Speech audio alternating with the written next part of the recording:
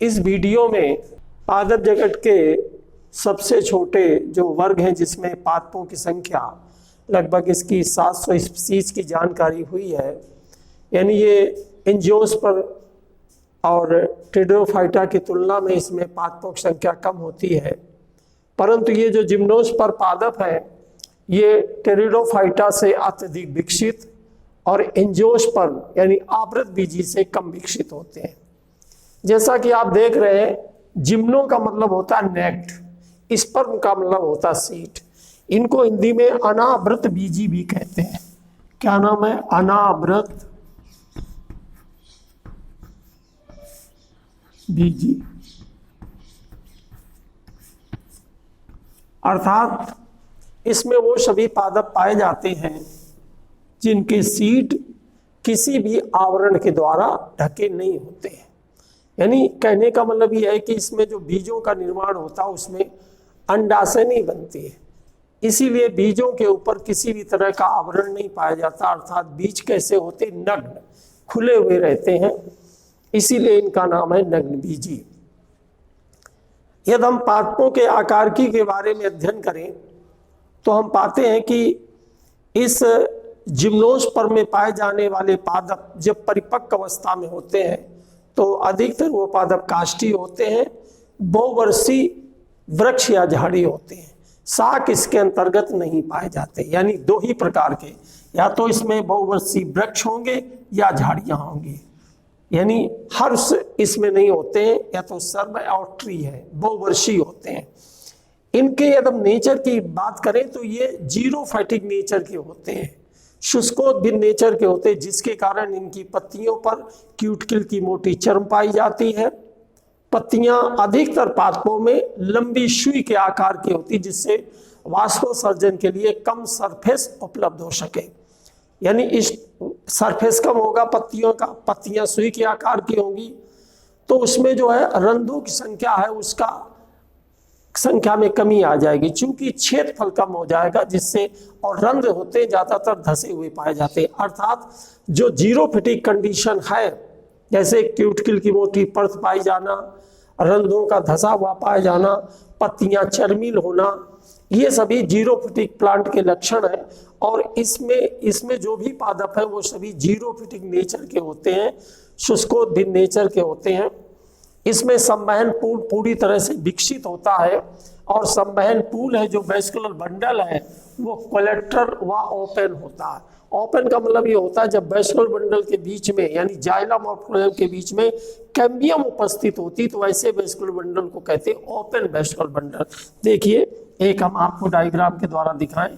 जैसे हम इस वेस्कुलर बंडल को ऐसे ले लें और ऊपर हम ये बना दें फ्लोएम का पोर्शन सपोज करें, और नीचे हम बना दें जाइलम का पोर्शन ये,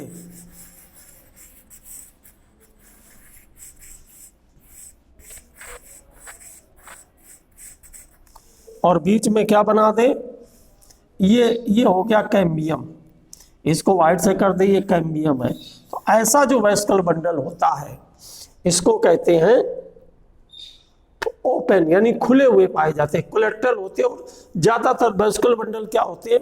परिधीय होते हैं, गोलाकार आकृति में पाए जाते हैं। तो ये वेस्कुलर बंडल के बारे में है। दूसरी बात ये होती है इसमें जो सेकेंडरी ग्रोथ है वो कैम्बियम या एंधा के कारण होती है, परंतु इसके जो जाइलम है, जाइलम में वास्तविक वाहिनियां नहीं पाई जाती है। वाहिनिकाएं तो पाई जाती, वाहिनियां नहीं पाई जाती हैं, लेकिन नीटेल्स में वाहिनियां उपस्थित होती हैं। इसमें हम यदि फ्लोएम की बात करें तो फ्लोएम में सिर्फ चालनी नलिकाएं और फ्लोएम मृदुतक पाए जाते हैं। दो अन्य रचनाएं इसमें नहीं पाई जाती हैं, चालनी नलिकाएं और फ्लोएम मृदुतक। फ्लोएम मृदुतक नहीं होता है और वाहिकाएं नहीं होती। तो फ्लोएम में केवल दो ही संरचनाएं पाई जाती, जबकि फ्लोएम में 4 संरचनाएं होती हैं। तो फ्लोएम में केवल, अब ये तने में बाहर की तरफ फ्लोएम होता है और अंदर की तरफ होता है जाइलम। जाइलम ही ऊट का निर्माण करता है। इन पादपों में पत्तियां या तो एक प्रकार की होंगी या किन्हीं किन्हीं पादपों में 2 प्रकार की होती हैं, और इनमें शल्क पत्र भी पाए जाते हैं। पत्तियां सदाबहार होती हैं। सदाबहार का तात्पर्य यहां से यह है कि पत्तियां सदैव पादप में लगी रहती हैं। जहां पर इस तरह के पादप होते हैं, आप देखते होंगे कि वहां सदाबहार मन पाए जाते, सदैव हरे भरे रहते। उसका कारण है कि इनकी जो शाखाएं हैं पादप की, वो कभी पत्तियों से विहीन नहीं होती। जैसे आप देखते हैं यहाँ पर बरगद है, पीपल है, एक समय आता है जब इनकी पत्तियां पूरी तरह से झड़ के गिर जाती हैं।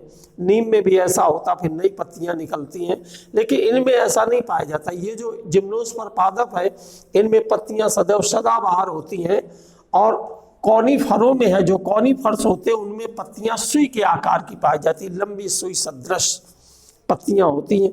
पुष्प प्रायः इसमें एक लिंगी होते हैं और इनमें सघन शंकु पाए जाते हैं, नर शंकु और मादा शंकु। ये शंकु में ही अनेक सूक्ष्म बीजाणु पड़ लगे रहते हैं। इसको कहते हैं माइक्रोस्पोरोफिल। इन्हीं माइक्रोस्पोरोफिल पर माइक्रोस्पोर्स पाए जाते हैं। ये जो सूक्ष्म बीजाणु पर है, जिसको हम कहते हैं माइक्रोस्पोरोफिल, ये पुंकेसर सदृश रचनाएं।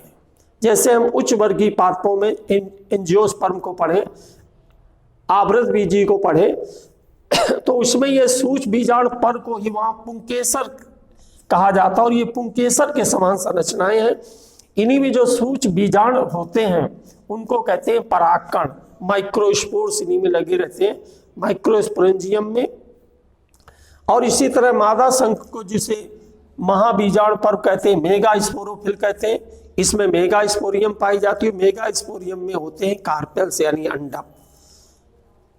इस जिम्नोस्पर्म की एक सबसे महत्वपूर्ण विशेषता वो है कि बहुभीड़ता सामान्य रूप से जिम्नोस्पर्म में पाई जाती है। आप समझना चाहेंगे कि बहुभीड़ता पॉली एम्ब्रियोनी क्या होती है, तो मैं आपको बता दूं कि सामान्यतः ये देखा गया है कि किसी बीज में एक ही भ्रूण पाया जाता है, लेकिन जब किसी बीज में एक से अधिक भ्रूण पाए जाएं तो इसे कहते हैं बहुभ्रूणता या पॉली एम्ब्रियोनिक। एंजियोस्पर्म पादपों में ये कुछ ही पादपों में पाई जाती है, जामुन में मिलती है, तंबाकू में मिलती है। लेकिन जहाँ जिम्नोस्पर्म की बात करें तो उसमें इन पादपों में बहुभ्रूणता पाया जाना एक सामान्य बात है, यानी अधिकतर इन पादपों में ये लक्षण पाया जाता है बहुभ्रूणता का। और इसमें जो बीज पत्रों की संख्या होती है वो 2 से लेकर 15 तक होती है, तो ये सामान्य लक्षण है इसके। और इसे जिम्नोस्पर्म को 2 उपवर्गों में विभाजित किया गया है। इसमें पादपों के बनावट के आधार पर और उनमें किस तरह की कास्ट पाई जाती है और जो मज्जा और बलकुट है उसकी स्थिति के आधार पर इसको 2 वर्गों में डिवाइड कर दिया गया है। एक है साइकोडोफाइटा, यानी ये